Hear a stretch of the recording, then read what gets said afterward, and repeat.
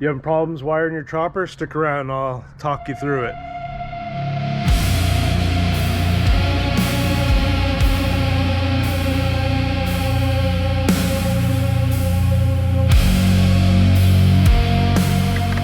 Alright, so first off, I'm tackling through this. I already got a bunch of shit laid out, a bunch of stuff wired up, and I'm doing like a test wiring.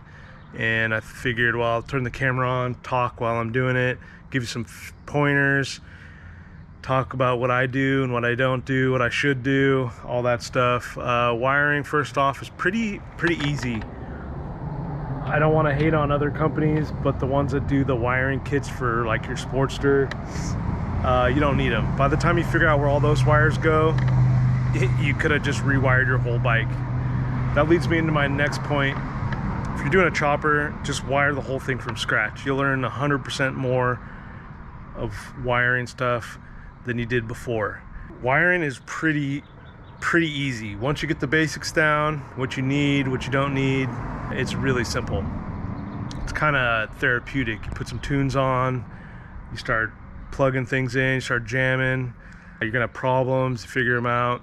Easy peasy, on to the next bike. But once you get one bike going and you fire it up, it's like a light bulb goes off. You can do a lot after that. Yeah, let's talk about what I use to basically get this bike going. Okay, so I got two wires, ran all the way to the taillight, and I can't remember which one does which. I put a little notch in one, and I took the rubber off, the coating or whatever. Anyways, I'm gonna ohm it. So what I do is I put it on whatever the heck this is, the ohm, the one that beeps. What you do is you get your two test lights. You hear the beeping sound. So what I do is I put, really doesn't matter, you're just trying to find the other end of this line. So I got them all open. I try to find it. And so that's the one, but I test them all just to make sure it's not being weird. Yep, so this one I have in my hand is the white wire going. So what I'll do, excuse me, is I'll put some of this red on there. And that tells me that it's power. Everything else is like a ground. Pretty simple. The other thing is, before I wrap everything all up, I use these, I don't know, Wago beef connectors, whatever the hell they are. They work great for this easy chopper stuff. Get all your shit dialed in, all your connections, except for the ones you know are just from A to B. But stuff like this, I always screw it up because I'm not paying attention, and some don't work. I can easily switch it. And then once it's all done, I just work my way back all the way to the oil tank, connecting all these, making them look nice, making them look dialed. That way I know everything's perfect, everything's good all the way down, and then maybe I'll test it again, and hopefully I don't screw it up, which sometimes I do, sometimes I don't.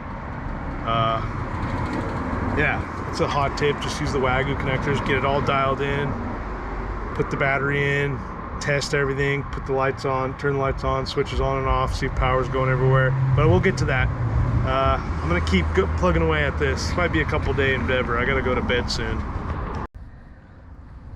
So here's a little example. I take this heat shrink, I cut a little piece. This wire is a little thick for what I got. That's okay. And then I get one of these loop thingamajiggers, and I buy this size because they go on bigger bolts. But I twist it on there.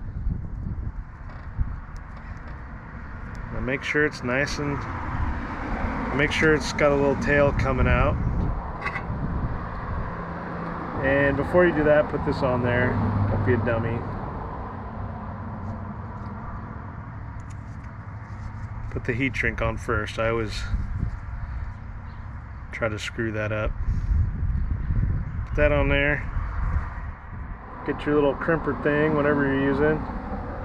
Crimp it on there. Whoops. Crimp it in the center. What the hell? Time out. Back to it. This one I had to open up a little bit, which is wailing all over the place. I had to open up a little bit.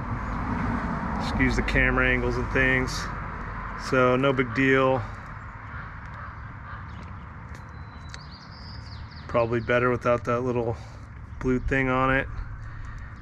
So now we just got to crimp it down.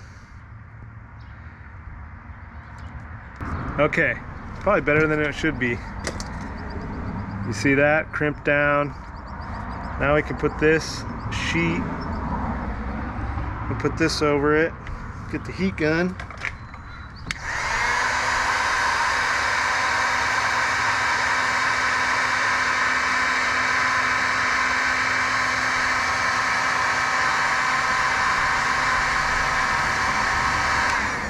Easy peasy. That's that. Looks good. Looks clean, waterproof, whatever you want to call it. And just do that with everything. Okay, first of all, I got all 90% of the wire ran. So how I start this out is I get a roll of 14. You can push it to 16 if you're not doing a starter and all that. But I think this is 14 gauge wire. And I ran out, so I went and got 12 gauge. Sometimes it's a little tough because all wire is a little bit different, because there's crappy wire and there's good wire. And I bought good wire, and so I think this is all 12, but it's little tiny 12, whatever that means. And then this is really thick. So I'm glad I ran all my lights, tail light, except for my headlight, and just like all my normal meat and potato stuff with whatever this gauge is, because it's perfect. It's like 14, and then I got a roll of 12. It's pretty big and thick, so I'll run what I need, what's left with this, which is perfect, because I need to do the negative to the battery, and the headlight is my last thing, I'm pretty sure. And then I got some other, there's always something else, but everything else is hooked up. So wiring is dialed, and I usually just use one wire.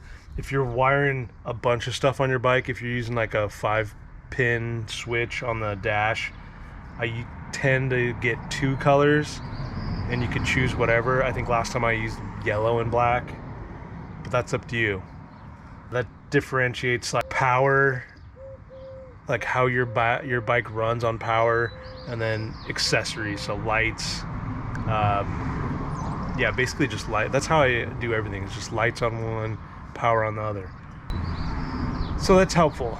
The other thing is I use this red tape helps me if there's something a little complicated, like the hot coming from the battery going to a switch. This tells me, oh, this is the hot coming from a hidden spot out.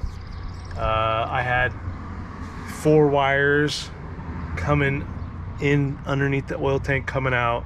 I ohmed them and did all that stuff, and I hit it with red tape on the ones that I needed, basically what was going to power. So saying that, red tape's your friend. Doesn't hurt to have some. You'll have it forever because you only use a little tiny bit. All right, here's my pile of garbage. So I got wire. I'm actually at the end of my wire. I just bought this one, like I said. I usually have a couple stashes of half gone through wire. I have different sizes of heat shrink, and I have one more tiny stuff, but I don't ever use it. But I use this for multiple wires. It's the 1/4 size, and then you mainly use this 5/16 for everything. This is the stuff I'll show you in a minute that I use over connections. The other thing is, get a good pair of these. You can use the cheap ones like these, really doesn't matter. I've just had these forever, and I like electrical stuff. Always has the best tools. And I use this one for crimping. It's better if you use a actual crimper, but mine took a dump, so I got the cheap guy, and then I have this just for grabbing wire and whatever else I need. Of course, they're all frozen up. I gotta pull them apart with my hand, but I don't really use these. And then zip ties for when you're all done, and then sometimes you need to just zip tie stuff. So I got these mini ones, but I have different variations. And the no-no box.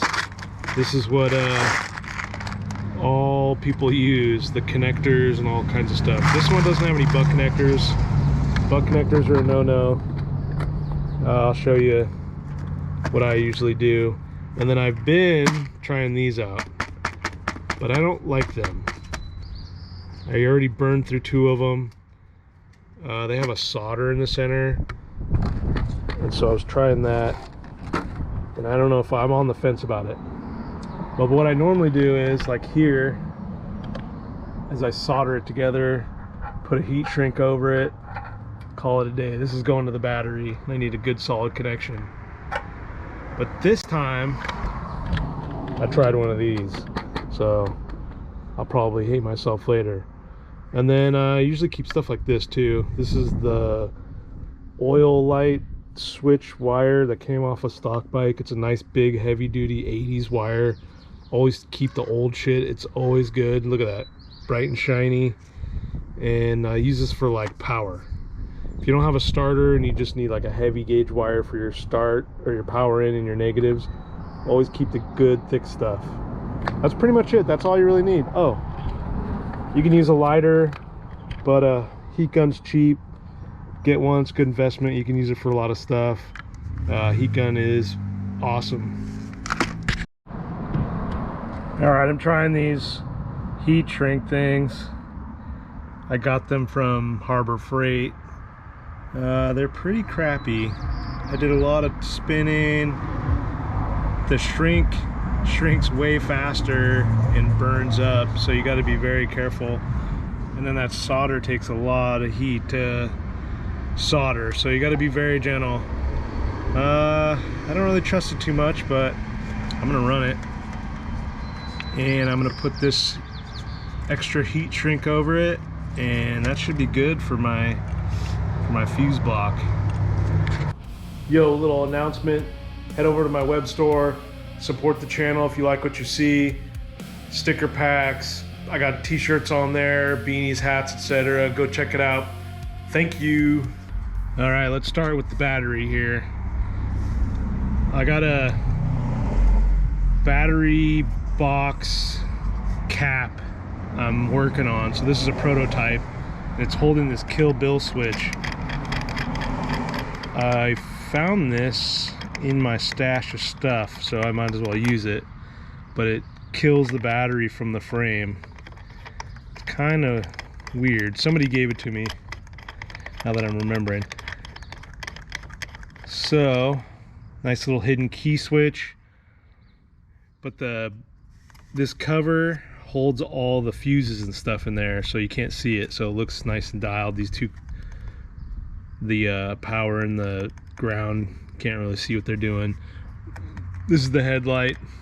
Nothing I can do about that unless I run it all over the place and through all the stuff. Now I got all the wires running through this, so they're not showing. And let's turn this thing on. Let's see, I don't even remember how. And this is how I test stuff. Put that on the negative, and then here's the hot. Nice. One-handed sucks.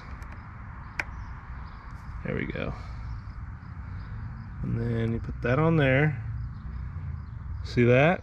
12 volts. Take it off. No voltage. So that is power going to your coil. So that goes to your points. That means it should fire right off. and the lights work on the other switch. I just have these dangling because I don't have the brakes hooked up yet. So I hate hooking all this up and then the brakes don't work. Then I got to recut all this crap. The one goofy thing I did is I ran the ground. I'm running the ground all the way to the actual ground. Don't ask me why I did that. But there you go, it's wired up. All right, bike's wired up. You saw it's got power. Stay tuned, next video I'm gonna fire this thing up. Probably need some plugs and some various little stupid things.